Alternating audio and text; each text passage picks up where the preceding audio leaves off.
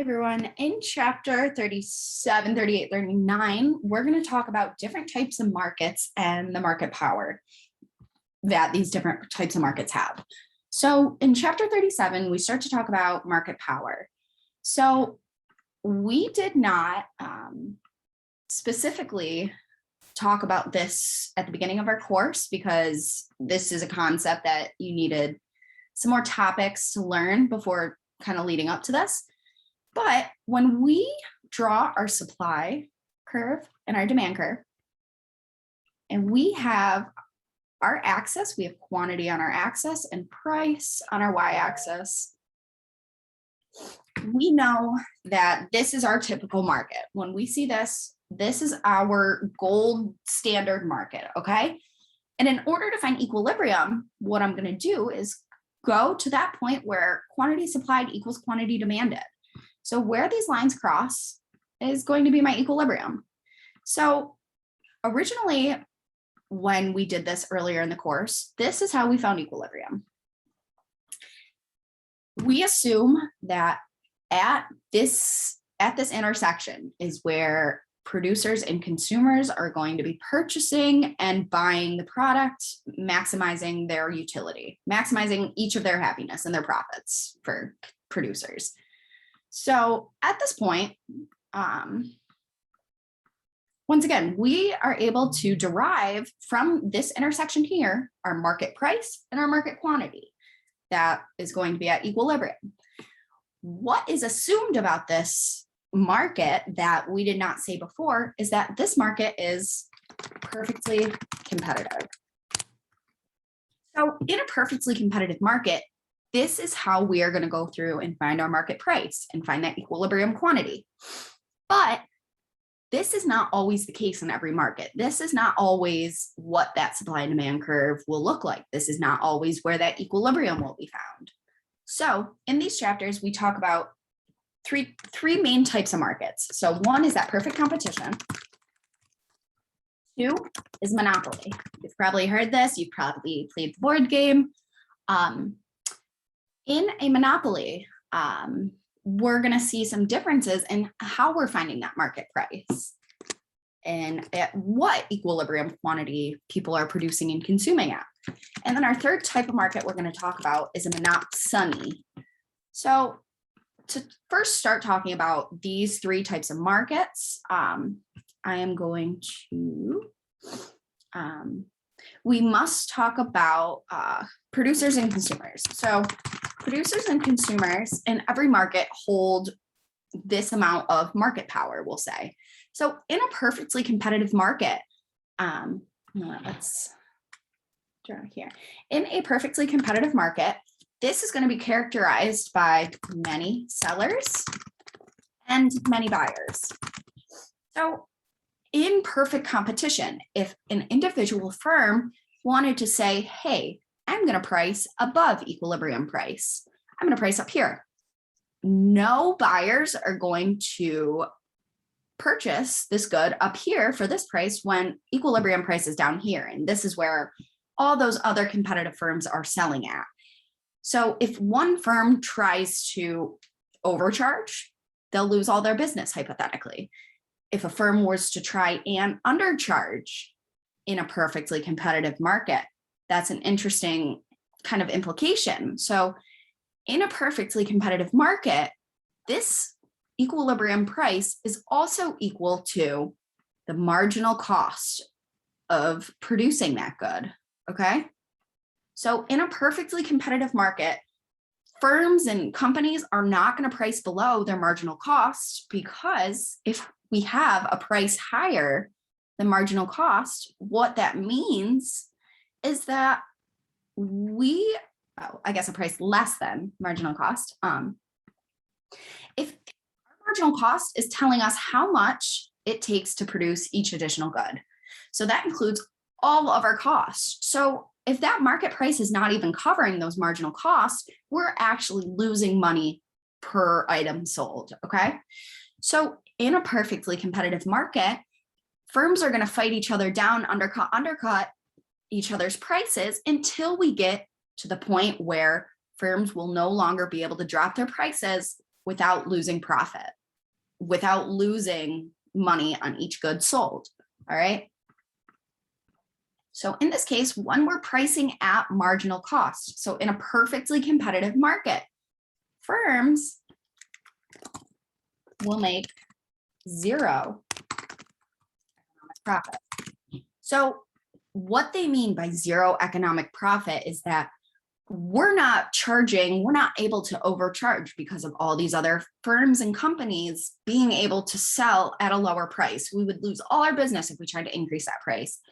So in a perfectly competitive market, that market price is also going to be the price of producing another good, okay? That's equal to that marginal cost.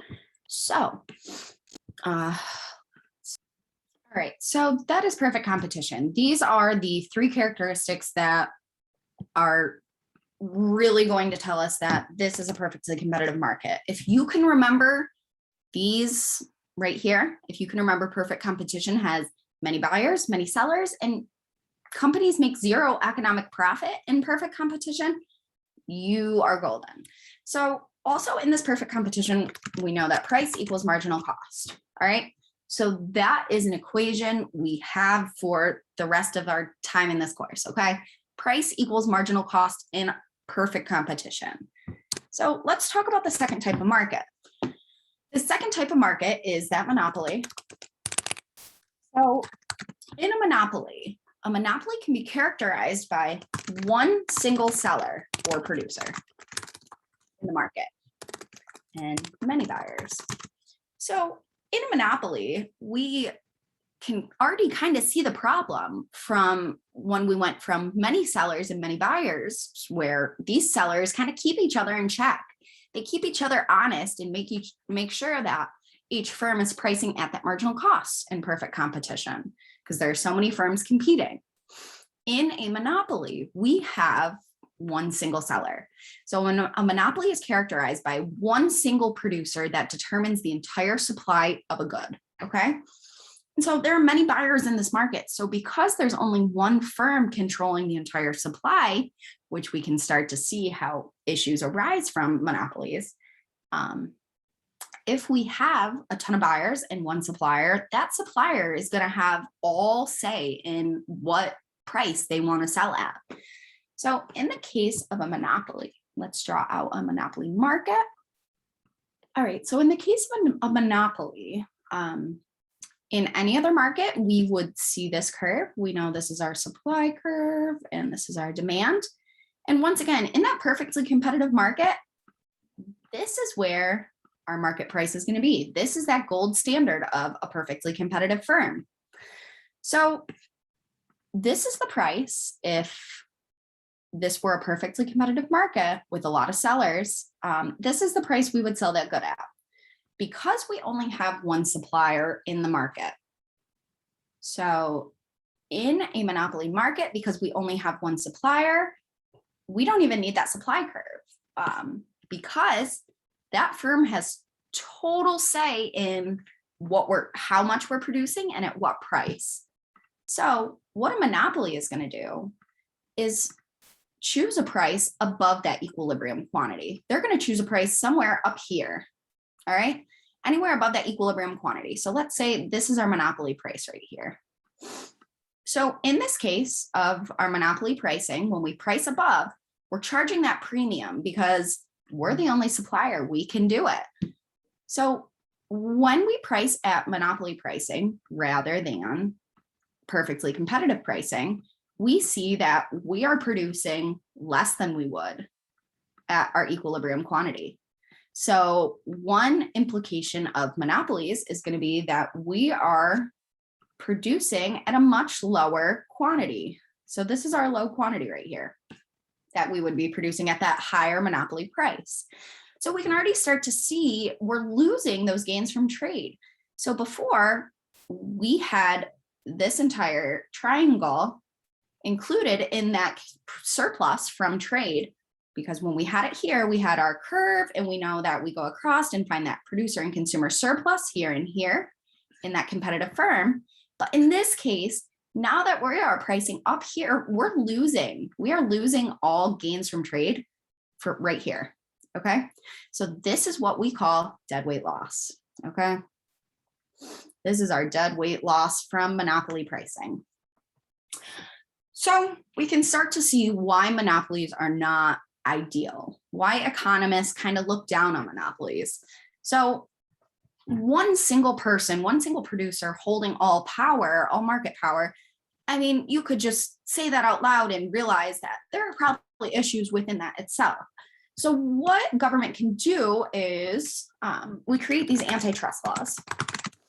So antitrust laws actually protect market power and make sure that that market power is evenly distributed. So these antitrust laws assure that no one company, so we saw a few antitrust lawsuits recently with Amazon, with different things like that. So these antitrust laws just make sure that there is no single entity, no single firm or producer that is holding all this power, that is taking advantage of consumers, you know? So when we have that monopoly, a monopoly does have power to be able to take advantage of a market. All right. So when we see this monopoly, we talked zero economic profit before for a perfectly competitive firm. In this case now, we're going to have positive economic profit. Because they're a monopoly, they can charge that premium in price, they can choose their quantity, they're going to maximize their own profits, and monopolies end up with a positive economic profit. So this means that there is opportunity for other people to come into the market. So in a monopoly, we have one single seller. If other firms, if other people, other entrepreneurs see that this monopoly market has opportunity for me to jump in and be able to produce a good at maybe a lower price, to compete with this monopoly and be able to produce and sell to consumers this good. So we can start to see that when more and more positive economic profit is made, it's going to increase interest of other sellers. So when we increase interest, more people will want to enter that firm. Okay, so more enter the market. If there's an opportunity to make profit. So what holds people back from being able to enter into these monopoly markets, what we call these are barriers to entry. So these barriers to entry could just be high startup costs of starting a business. Not everybody may be able to enter the market because of the high startup cost. There might be government regulations that you have to get things passed and checked through before being able to produce a certain good in a market. You might need licensing, you might need whatever it is. Barriers to entry are those things, those factors that make it tough to enter into a market and just jump in and say, okay, I want to produce this good because it seems it's a monopoly market and I'll make money. That's not how it is. That's not how it goes, because in that case, every single person would say, oh, I want to make profit. I'm going to jump in and produce this good too. So monopolies are monopolies. They have that name because they're characterized by these barriers to entry. These barriers in a monopoly market must be so high that it is tough for any other producer to come in and start up a successful business that can compete with this monopoly. All right. All right. So this kind of wraps up monopoly market. Like I said, we are creating deadweight loss. We're losing gains to trade.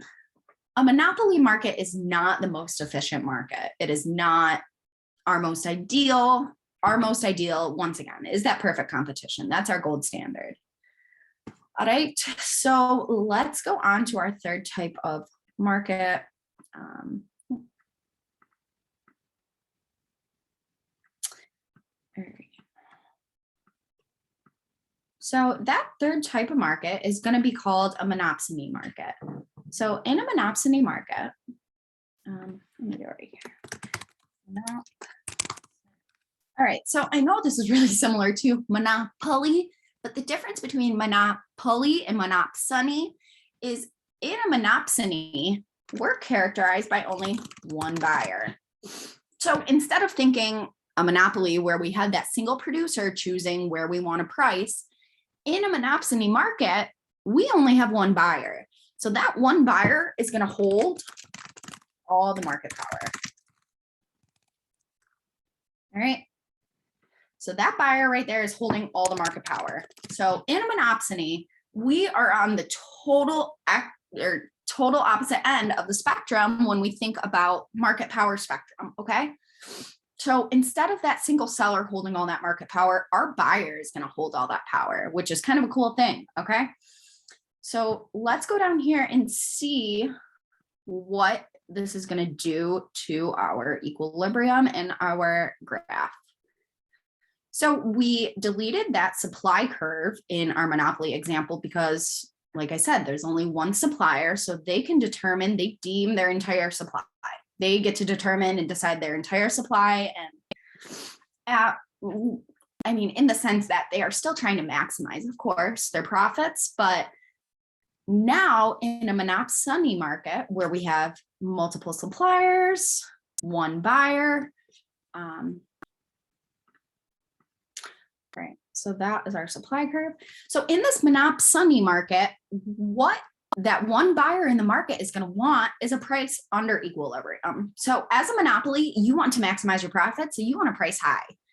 As a buyer, you want a low price. You want that price under equilibrium. We want to try and pay as little as possible. So when we have that monopsony market, our market price, so what we do is at this price, we're going to go across. We're going to find that supply curve. So this, at this price, this is where we are going to supply when there's one buyer. Okay. In a one buyer market, the quantity is also going to be lower. All right.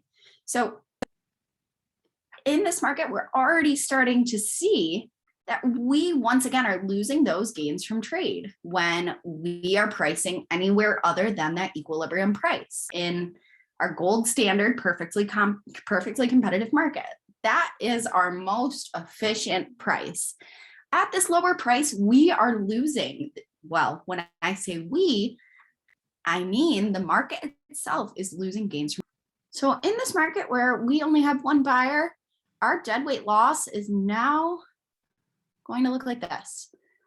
We have deadweight loss right here. We are losing all these gains from trade. So in a monopsony market, like I said, the buyer has all the power. So we know in a perfectly competitive market, we would have seen our surplus. This is our equilibrium right here. If this is our equilibrium price, our surplus is right here. So we have consumer surplus. Producers. So in this one buyer market, we can see that originally we had consumer and producer surplus that would look like this. Now in this case, because we have our price right here, our new producer and consumer surplus is going to look a little more like this. So yellow. So our consumer surplus is being cut right here, and our producer surplus is also being depleted down here because of this right here. Okay, this is our big deadweight loss in a monopsony market. Once again, these prices are not efficient. Our gold standard is going to be this perfectly competitive equilibrium price. So to kind of sum up everything we just talked about, let's just talk about different color. Let's just talk about the spectrum of market power, kind of. So when we think of this end, we could think of little market power. So if we look at this kind of spectrum, what we're going to see is here, right in the middle, right in the smack dab middle, that's going to be our perfect competition. where that market power is evenly spread among all consumers, all buyers. We have many sellers, many buyers. And so right in the middle is going to be that perfect competition. So where consumers are going to get all that power is our monopsony. Let's just take that.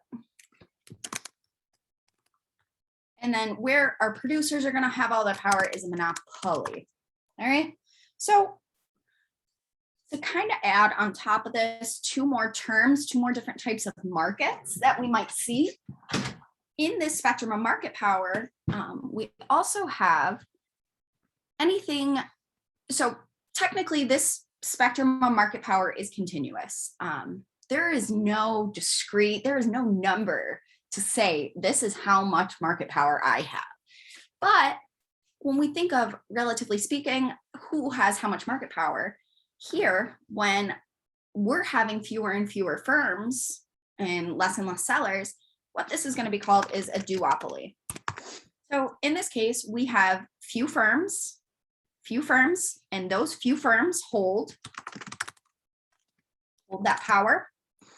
And over on this side, instead of a duopoly, it's going to be the opposite. So instead of just one buyer, there's going to be many buyers or many sellers and few buyers in this case on this side of the spectrum. So in this case, what this is called is an oligopoly. So this spectrum of market power really tells us how much power do individuals, so that could be the seller or the buyer, hold in influencing market price. So when a monopoly, let's think about a monopoly. When a monopoly is able to say, okay, I want to charge $150 for my good, they are able to influence the entire market price. They have total influence of that market. So what we're going to call a monopoly in that case is a price maker. They get to decide what price they are going to charge. So on the opposite end of that, in perfect competition, we think of buyers and sellers as price takers, because once again, we go through and find that market price where our supply and demand are going to cross. We are taking that market price at the intersection of supply and demand in a perfect competition. So in that case, we are taking that price. We don't get to decide that price. I don't get to influence that price. I am taking the price at market at what I can sell it at, and I'm going to choose my quantity from there. All right. I apologize. Okay, so the few firms holding power, we're going to call that is an oligopoly. I apologize. So I switched the terms oligopoly. And that second term where we have few buyers is going to be called that duopoly. So I apologize. Duopoly is actually going to be the few buyers. And then that oligopoly is going to be few sellers. All right. Sorry to confuse you on those. They're not as important as that monopoly price and that monopsony price, and to be able to understand those terms. But like I said, if we talked about what a duopoly firm looks like, you should know that there are few buyers in it. All right. And an oligopoly is going to be characterized by few sellers. All right. Once again, I'm sorry to have switched those up. So to sum all this up, like I said, government is able to somewhat control these monopsony and monopoly markets because clearly we have consequences from these markets that are not efficient. They're not exactly what we want. We're losing gains from trade if we are not able to create a price that we believe is fair for sellers and buyers, okay? So government comes in and they're able to kind of control these markets and create regulations in order to help firms and consumers in monopsony and monopoly markets, where consumers have little market, they have no market power in a monopoly market. These regulations come in and kind of secure, they protect the rights of the consumers. And then on the other hand, these monopsonies, they're going to protect the rights of the producers when there's little market power held by the producers. Monopsony regulations they're gonna help protect the market power for producers. All right. So we think about that idea of zero economic profit and also positive economic profit. And one last thing to note about the monopolies and that positive economic profit being kind of a ringing bell for other people to come into the market and try and make money off of that for other entrepreneurs. So in that monopoly market, whatever firm holds all that power, they want to create high barriers to entry. They want to keep all that market power. We don't want to see any new suppliers. So we're going to try and raise those barriers to entry. If we're that monopoly firm, as high as we can. We're going to try and make it as tough as we can to get into this market, to start a business or a firm in this market to be competitive against that monopoly. All right. So that kind of wraps up these 3 chapters on market power in market structures.